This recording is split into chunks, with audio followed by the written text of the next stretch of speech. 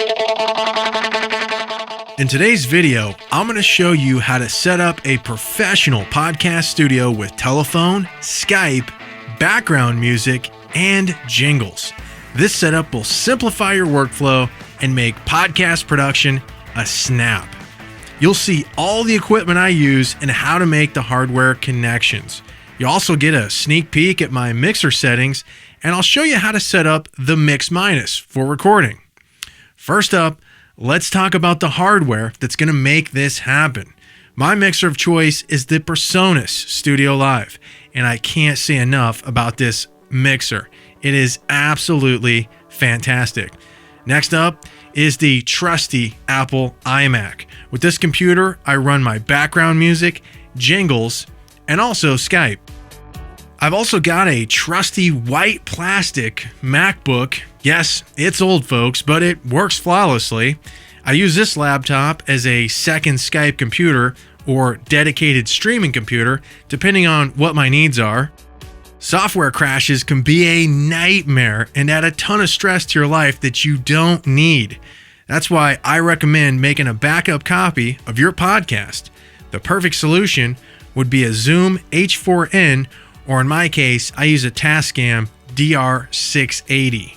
When it comes to live callers, you can't beat the crystal clear sound quality of the Telos HX2 telephone hybrid. The last piece of hardware is an external hard drive. I record my shows using Apple's Logic Pro software and save that audio to an external drive. This also adds another benefit because it keeps my iMac resources free and doesn't eat up the memory in the internal hard drive. Time to make the connections. Let's talk about cables and accessories. From my iMac, I run my background music and Skype. For this task, I use two USB sound cards from Behringer. It's the UCA 222. I actually avoid the audio out jack on the computer because the sound quality is generally not as good as an external USB device. By the way, if you've got one of those new slimline iMacs and want to run background music and Skype all from the same computer, you'll need to utilize a USB sound card because the new iMac doesn't have an audio input jack, so keep that in mind. You'll also need 3 1/8 inch to 1/4 inch patch cables. I recommend Proco or Monster, and try to avoid using adapters if at all possible. 2 sets of RCA cables, again I recommend Monster, 1 XLR to 1/4 inch, and 1 mic cable for the Telos phone. You'll also need 1 standard mic cable for the backup recorder. Now, let's plug in all the hardware and get everything connected. The first thing I'm going to do is plug in my microphone into the mixer. If you have a co-host or multiple guests, just repeat this process utilizing open channels.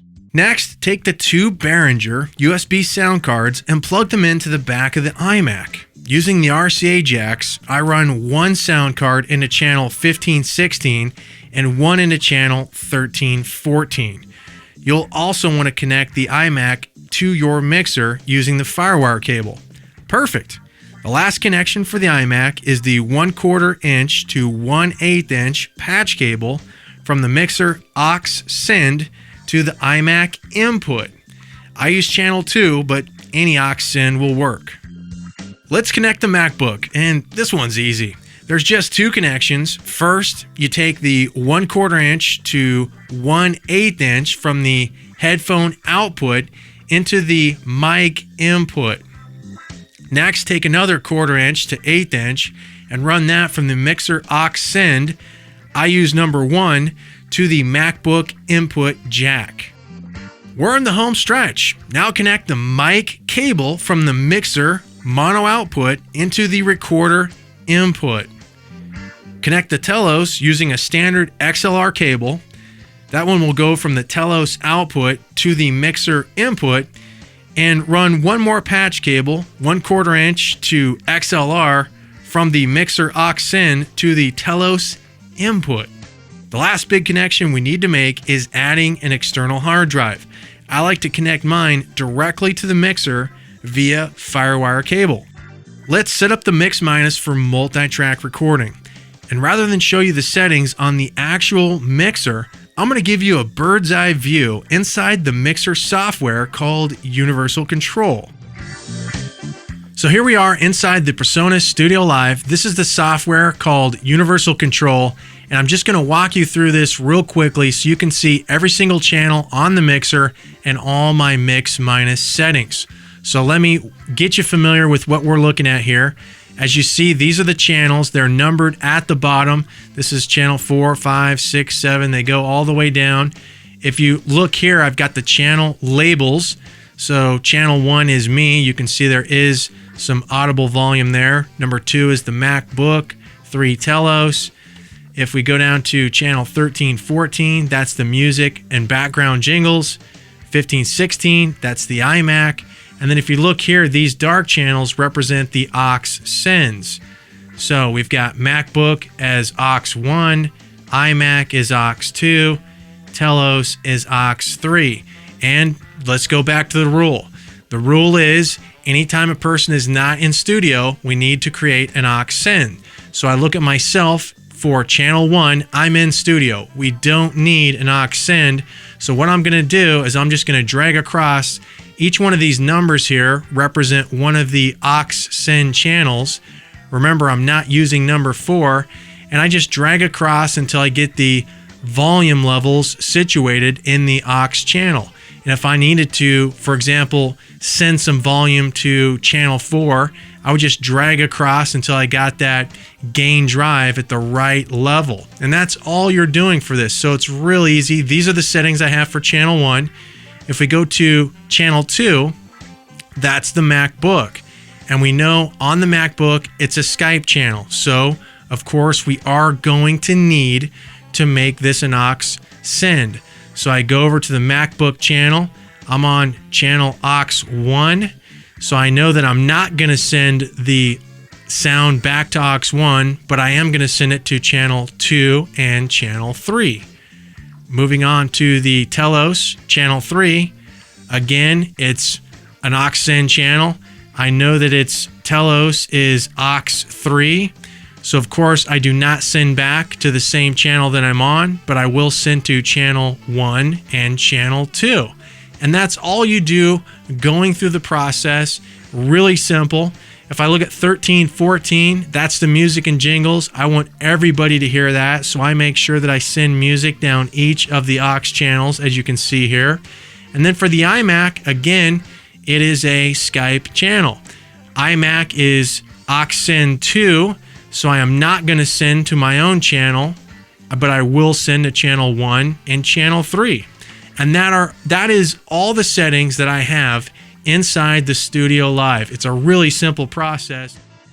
Before you start this next part, get some music playing on the computer, which you'll need in order to test the USB settings.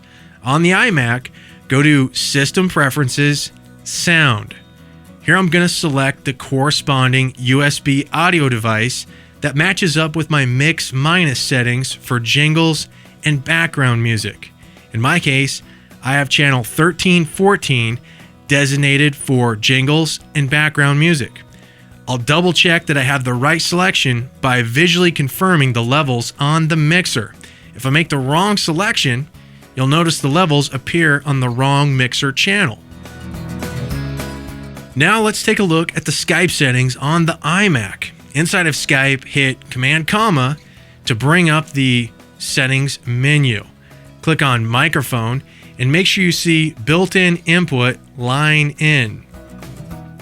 Automatically adjust microphone settings should also be unchecked. And once again, we need to select the corresponding USB audio device that matches your mix minus settings. For Skype, I use channel 1516, and I'm also going to need some sound from Skype to test the channel. To do that, I'm going to make a test call to echo 1, 2, 3. As Skype is ringing, select the first USB audio device listed, and then visually inspect the mixer to see if I have the levels on the proper mixer channel. If I do, good. If not, well, we know it's the other channel. Quick pointer, For the ringing and speaker selection, after you've determined the correct USB device, the sequence will be the same for each.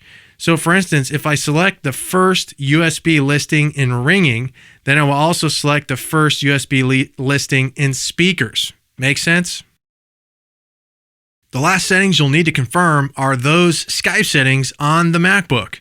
My microphone settings are built-in input, line in, and for ringing and speakers, they're both set to built-in output, internal speakers. Also make sure the automatically adjust microphone settings are unchecked. I really like this configuration because it's a very powerful multi-track solution and it offers the podcast host plenty of studio choices. I can conference Skype between the two computers. I've got live background music and a 2-line phone system running into the Telos. And by the way, I use a VoIP phone service combined with Google Voice. So my landlines are essentially free. And it's a nice feature to have a traditional landline, and I can also use Skype to call my landlines from the iMac, which is just a basic upgrade that anybody can get with a Skype account. The other nice thing is that I'm not using a bunch of software applications to make it all happen, which greatly adds to stability. I hope you enjoyed this video, and feel free to visit the website by clicking on the link below if you have questions about this video or just want some more fantastic podcasting type information. Take care.